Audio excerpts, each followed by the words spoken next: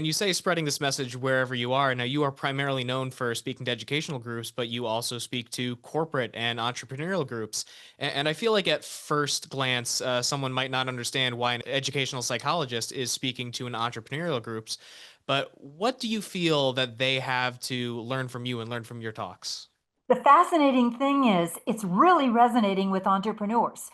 And the reason is they begin to see that the business set from Forbes to Harvard is saying, hey, the new employees, that means the 20-ish set, is lacking some of the most critical skills that are going to help them become future ready. The top one on the list, fascinating, says Harvard is empathy. Digital natives are looking down, not up, and it's hard for them to connect with a real live human being. But you can't be good out there in the workplace unless you can step into the customer's shoes and say, what does he need?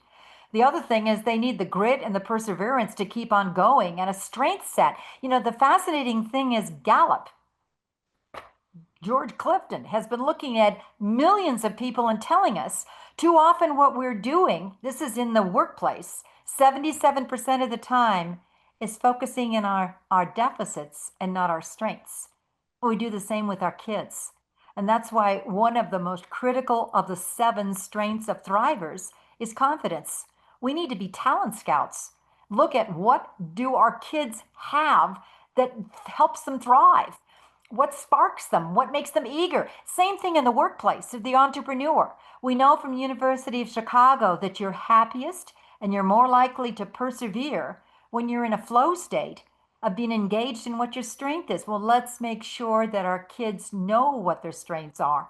So when they go and forge themselves off to college, it's not because it's a good looking place that has a great motto, but it's a place that is going to be one that they feel they can connect and belong.